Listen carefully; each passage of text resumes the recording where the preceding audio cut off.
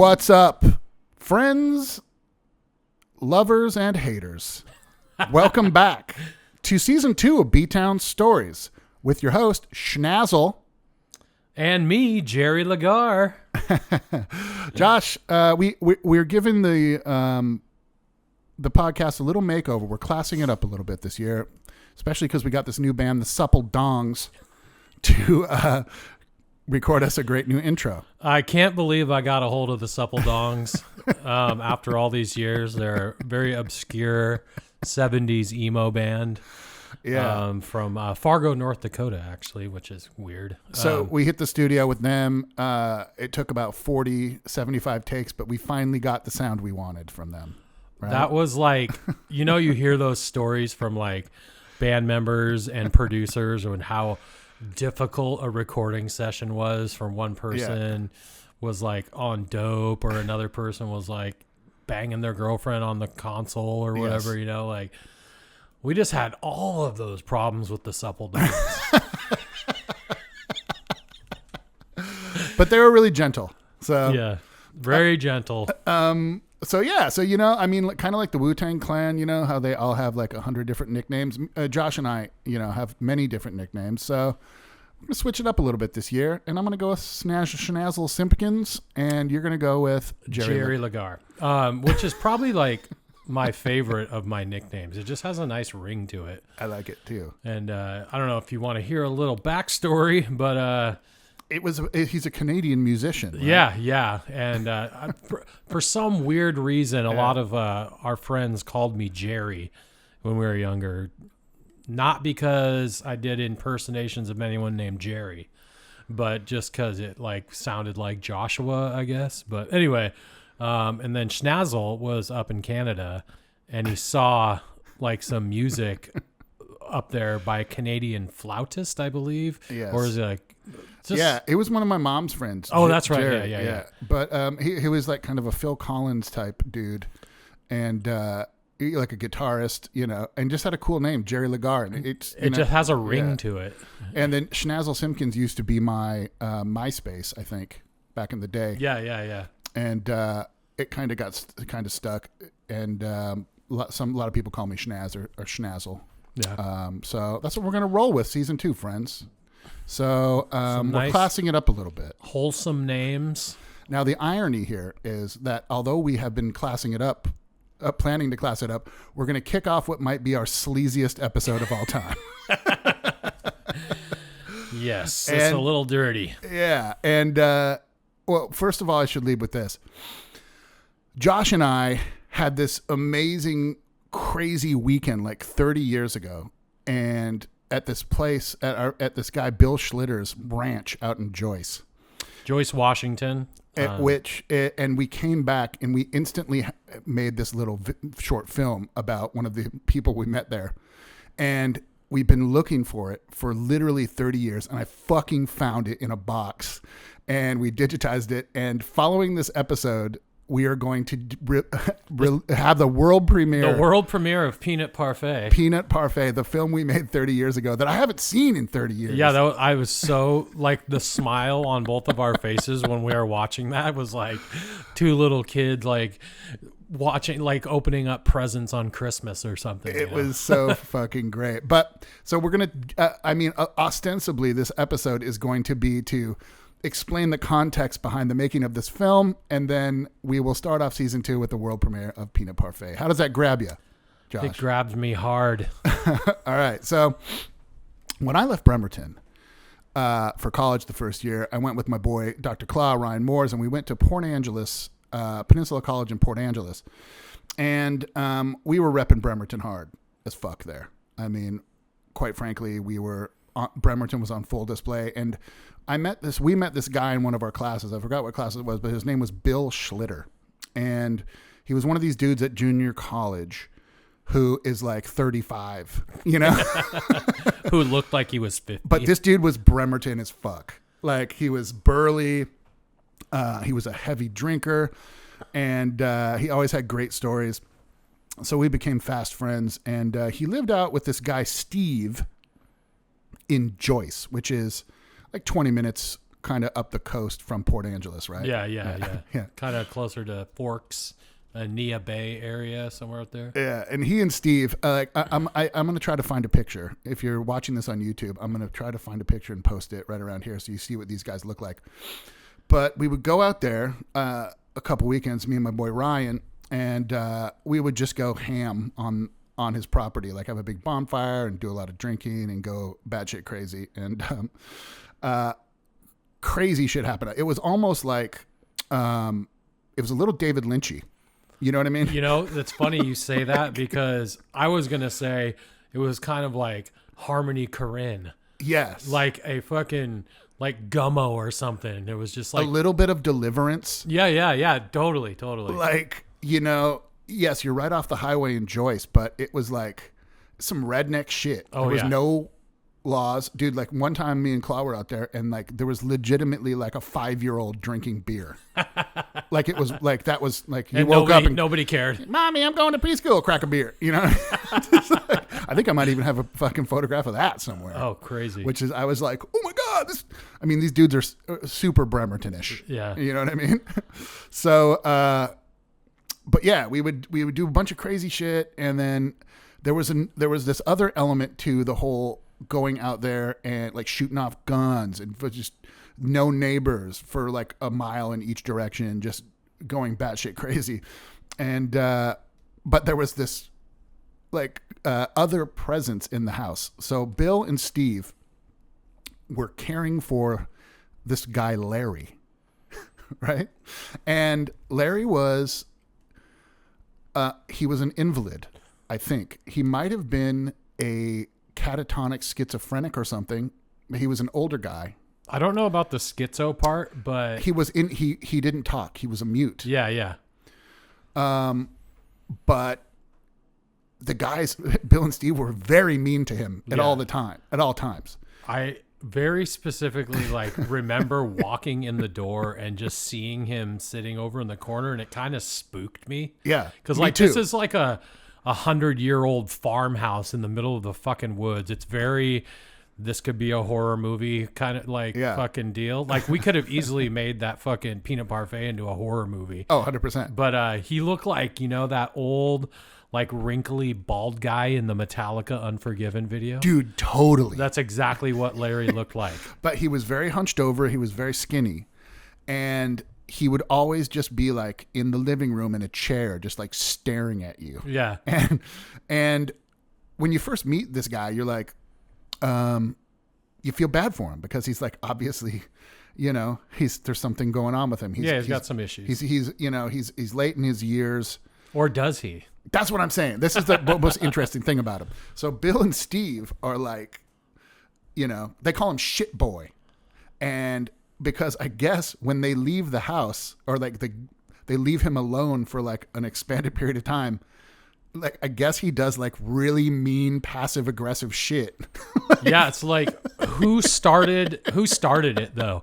Were they just like already dicks to him and he's getting revenge, or is he shitting on them and they're pissed at him and that's why they're dicks to him? Dude, that's the whole mystery. Yeah. So like when we come in, you know, so like so this guy I guess he told me they told me, I'm like, well, what do you mean? Like, hey, I think one time I even was like, dude, chill the fuck out on Larry, man. I said it too, and I'd only known him for fucking 20 minutes, and I told him to calm down. And they're like, you don't understand, dude. And I'm like, okay, what do you mean? Like, so I guess like when they leave, like he goes like to the bathroom and like takes a dump, and maybe he doesn't like the level of care he's getting from these guys, but like possibly. But like, you know, he'll like take poo-poo and like rub it on the wall somewhere. There'll be like a little smudge like in the corner and you won't know where it came from. But I guess one time like they came home and this guy Larry was like, they caught him taking a dump on their truck. Like he was very frail, but somehow he climbed onto the hood. How does Larry get outside? Like it literally, so the first day we were there, after they were being mean to him, and I was like, yeah, well, hold on. Let's just so that's just the prefix. Oh, okay. You preface. So that was kind of the, you know, like at this point, Josh hadn't been to Bill and Steve's yet. No. So when the last time me and Ryan were out there, me and Claw, I guess, and I called him recently to double check the timeline of this. So we were hanging out, we were getting drunk, and like there was no place to sleep. So Claw like passed out on the floor and woke up, and of course Larry's sitting in his chair, like just staring at you, which is kind of terrifying. But Claw was wearing, it was so cold, you had to wear a beanie. He was wearing this blue beanie, and he had to go outside to vomit because he was getting sick. But when he came back in, Larry was in the exact same position in the chair, but now wearing the beanie. So he stole the beanie. How did he get over to where Claw was? In a relatively short amount of time. Yeah. When he's really not that fast. Well. Or is he? Yeah. It's the great mystery. So, okay. So that was how we left it. God, that was just a horrible, horrible. I still remember that hangover, but Claude decided to let Larry have the beanie, because how do you take? Well, what's he gonna do? Like go up there and take it off his head? You probably could, but like, who knows what he would do or what he's capable of? And when the guys aren't looking. Picturing him just like fucking, just springing out of his fucking chair and fucking clawing Claw's face. Yeah. So we had a great time with those dudes, and it was just a wild place to go. So I think it was the summer, right? I come back from my first year. I'm living with you at my house in the Winnebago, right? Yeah. In my backyard. Yeah. And I'm like, you got to meet my fucking friends, Chris and Steve, or Schlitter and Steve. Yeah. And so we took a road trip out to Joyce, and we had a great weekend out there. And there was a bunch of cool shit went down. Josh, do you remember how awesome it was? I remember a lot of the awesomeness, not all of it, because I'm pretty sure the second we got there, we started drinking. 100%. But I just remember getting there and feeling like very desolate. Like we were in like really like the middle of nowhere. If something happens, nobody's there to help. Nobody's coming. And I just immediately thought that these dudes were like, Bill actually, well, I think he seemed more normal to me than Kerr. Steve, yeah. Kerr seemed more like fucking like backwoods butt fuckery, like, anything could be going on. Yeah, with Guy. him. Yeah. But I liked the old farmhouse. That was cool. And it was kind of set up how my oldest sister Jana's old farmhouse was. So it kind of reminded me of that. But I remember we just started drinking right off the bat. And before I knew it, I was in the back of a pickup truck with a 12-gauge shotgun in my hand, driving through the woods, shooting at broken down cars. Like, that was fucking wild. We went to, we'd always go to the lake. Crescent Lake, which, dude, the number one lake in the world, there's not a better lake than Crescent Lake in Port Angeles. We just spent a romantic weekend up there last year. Remember? Yeah, so I have to get up there once a year. It's my fucking spirit lake. But so we go up there and we're drinking, and we're in this boat with Bill, and I think there was this random like backwoods dude in there. Yeah, that guy. Wasn't it his boat? Yeah, it might have been his boat. I'm either way. Yeah, there was another guy there that was like friends with these dudes, and he was 10 times more hick than both Steve and Bill were. Yeah, like Steve and Bill are hick light. This guy was fucking hick dark. Yeah, hick. Yeah, he was out there. But remember, I had to go poo poo in the. Well, but even yeah. But before that, even remember we were talking about jacking off because Bill and Steve randomly had the Playboy channel because they had a satellite at their house. Yeah. Oh, I remember when I first got to LA and I got my first job on night calls. I called them and told them. Oh, really? That was their favorite show. Oh, yeah. And then you mailed me some dildos. Hey, they were free. Yeah. But yeah, no. So go on. Yeah, and then so we're in this boat with this dude talking about how that was so cool that you guys have fucking, Playboy channel, fucking jack off to fucking Playboy all the time. Yeah. And then you said something like, yeah, after you all went to bed, I had a fucking wank or whatever. We're talking, it's locker room talk with the boys. Yeah, it's just guys, Yeah. And this guy's like, like looking at us like he's all disgusted because we're talking about jacking off. And Schnaz is like, what, dude? And he was like, I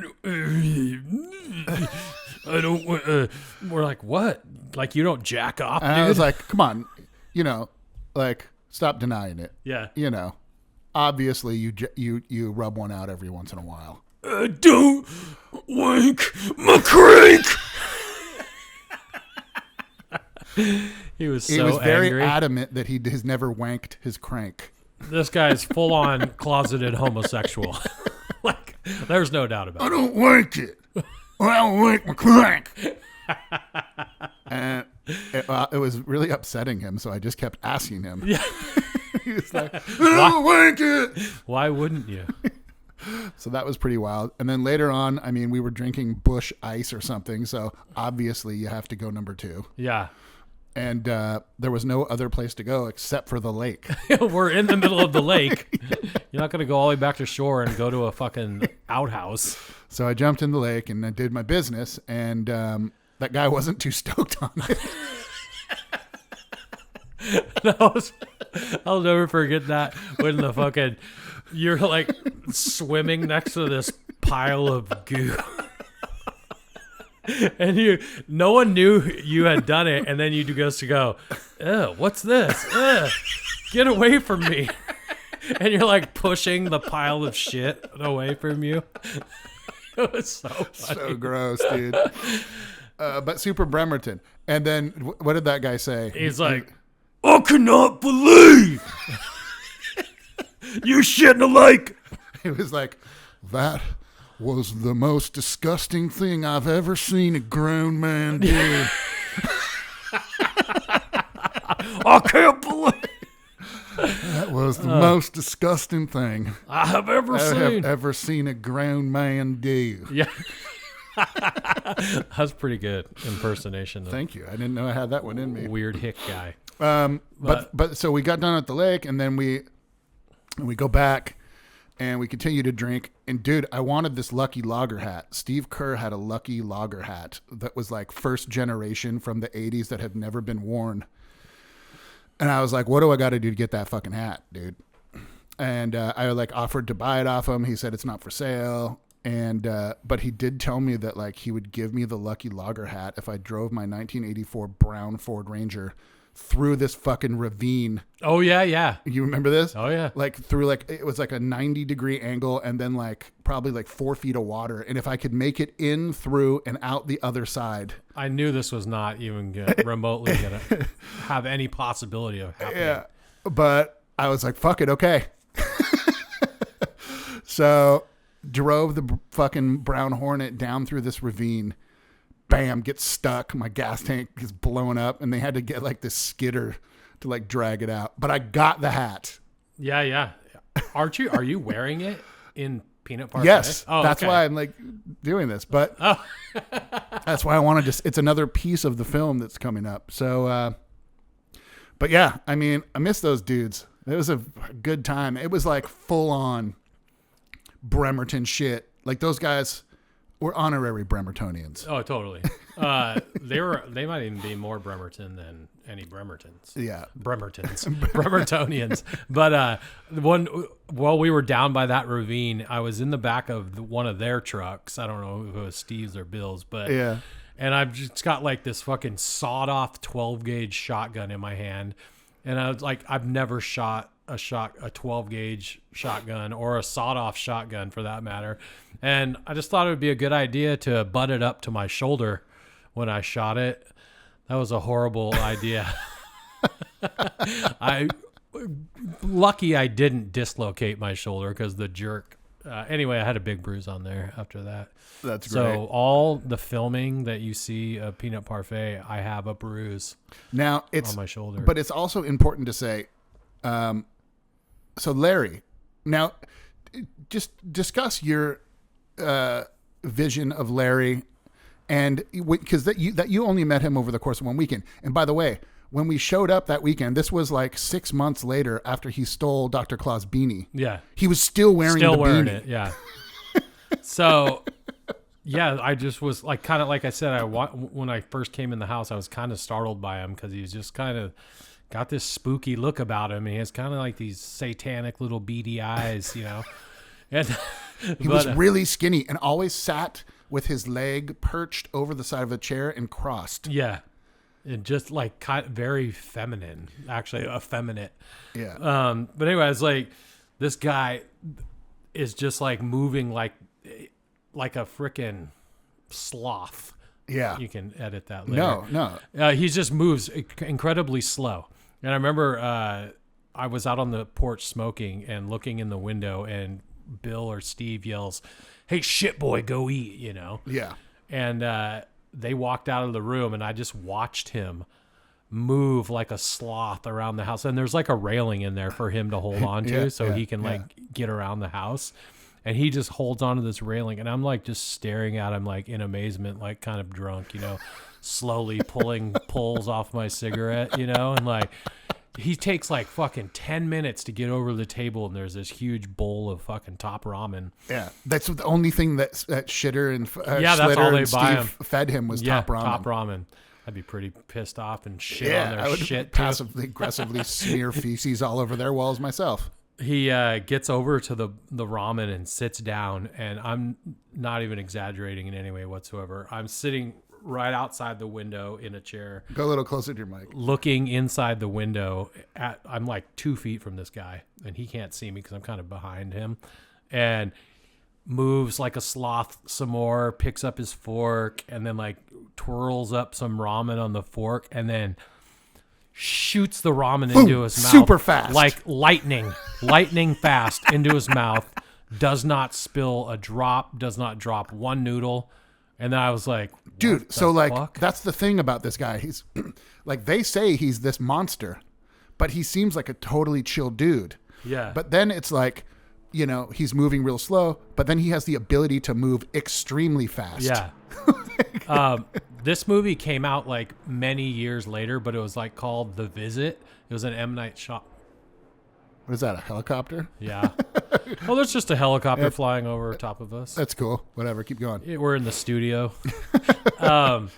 There's this M. Night Shyamalan movie called The Visit, where fucking like at night the grandparents of these little kids become like these demonic monsters. And this all happened way before that movie ever came out. Yeah. But it totally reminds me of Larry when I went and saw it, because like, is he like this docile fucking catatonic old man, or is he this fucking crazy fucking genius guy who's just fucking with these dudes, or like what? Yeah. What goes on when you're not around? Exactly. When you don't have eyes on Larry. Yeah. He's doing something that you have no idea what he's doing. Yeah. And you got to tell you right now, what you're about to see after this episode, Josh's portrayal of Larry, because Josh stars as Larry in Peanut Parfait. And it is the most you should get an Oscar for it, dude. Oh, I appreciate that very much. So we left that weekend, and the whole way back we were like transfixed by Larry and this relationship between Schlitter, Steve, and then caring for this guy Larry, who you don't know what he's capable of. Yeah, what was he even like one of their relatives or what? I don't even know, dude. Yeah. I mean, it could have been a situation where it was Larry's fucking place, and like they moved in there to take care of him, and like it could be some scandalous shit. Maybe like they that. got him on some fucking drugs to like fucking make it so he can't fucking do shit. Yeah, but maybe that's why he's lashing out fecally. It's kind of like Starvation Heights. Yeah. Also, I mean, per the way you portrayed him in the movie, there was stories where Larry would go get some scat and wipe it right under his nose. Yeah. And he would like walk around. He liked the smell of it or something. Yeah, he likes the smell of shit. Fucking Larry. God, this is such a crass episode. Where's Larry? We should go visit Larry's grave. I don't even know if he's probably not with us anymore, right? No, that's 30 years ago. I mean, he was like he was probably like 70 when that happened. So there's no way he's kicking around 100 years old. What else about him? I do think he probably had he did the thing with his socks. Oh yeah. Like he would, very nicely fold up his socks, but he would also and do like a spin ritual them around. So I think it was probably some form of catatonic autism or something. That's kind of like an OCD thing too. Yeah. Like, okay, I can only set my socks down after I spin them in a circle 21 times. Yeah, that's what he would do. Yeah, I didn't count the spins, but it was very odd. Yeah. I think when he stole Dr. Claus' beanie, it was like a gesture of good faith. He was trying to communicate something like, "Hey, you're all right, kid. Yeah. That makes sense. That makes sense, actually. But anyways, that was super fun to fucking reminisce about that weekend. God, what a... We've been like quoting all this shit for like literally almost 30 years. Yeah, like, so and not even thinking about it, just like, but actually sitting down and fucking going over the whole weekend and going, I'm man, this so was kind of fucking wild. glad we found that video. know. It was on a VHS tape like recorded over something. So I had to watch it for a long time, and only like 10 minutes in, it randomly was there. Like we put it on some tape. Yeah, I would have never found it if I didn't watch the whole thing. It wasn't labeled. Did you go to like Goodwill and buy a VCR? Yeah. Oh, okay. Yeah. So, but yeah, I think it's important to note once you watch Peanut Parfait that I am wearing the hat that I got for destroying my truck in the film, and basically Victory in our way back. The minute we got back, we made that film. Yeah, it was like I don't, and we were just watching it a little bit ago, and I was like, "Are my socks gray or are they just really dirty?" Because I'm pretty sure we were just rooting around out in the woods all for 3 days straight, and I hadn't taken a shower or anything. But we came straight back to your parents and started recording. Yeah, we're like, we got to immortalize this. And Josh, I got to tell you, your performance was phenomenal. Me, not so much, but you, Academy Award worthy. Oh, thank you so much. I like yours was pretty good too. You know, fucking, you were like a combination of Schlitter and Kerr. I was playing Schlitter. Oh, okay. And Steve Kerr, like he calls. He calls That's right. and summons Skinner me away. broke down. So after I leave, then that's when Larry, that's his time to do what he does in private. Galloping around. Well, Josh, I'm very excited to get into the pod with you this second season, bud. It's going to be super fun. Yeah, man. I'm fucking got some good topics to discuss. Awesome. So stick around after this episode buttons out for the world premiere of me and Josh's film we made 30 years ago and haven't seen in 30 years, Peanut Parfait. Low budget themes. A low budget theme. So I think that's a great B-Town story in the can. For B-Town Stories, I'm your boy Shnazzle Simpkins. And I am your co-host, Jerry Legarr. And until next time, friends, take her easy. Hey, we're back again. Shnazzle and Jerry in Bremerton. Talking some shit and spilling some tea. Telling me just B-Town Stories is a Red Cobra production, created, produced, and written by Shnazzle and Jerry. The theme song created by the Supple Dongs and logo design from Darren Chalman.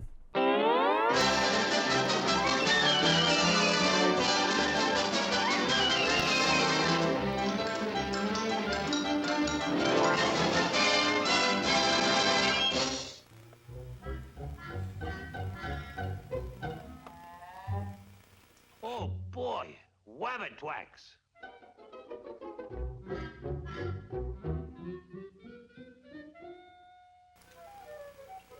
Oh, Bugsy, pal, there's a friend here to see you. What the fuck? Wake up, Larry! Hey, you know when your fucking bedtime is.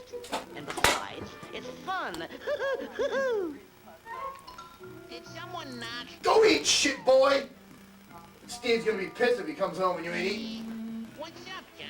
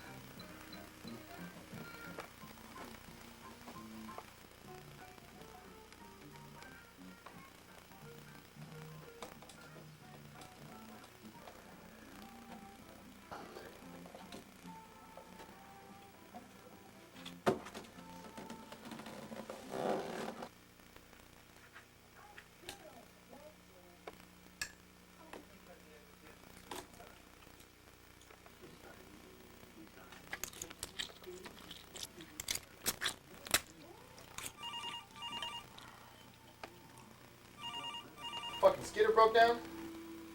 Ah, fucking piece of shit. What am I gonna do about shit boy? Leave him here? Fuck no. Ah, fuck. Alright, I'll be down there right away. You listen to me, shit boy. If you fuck up one more time, you're gonna see the back of my hand.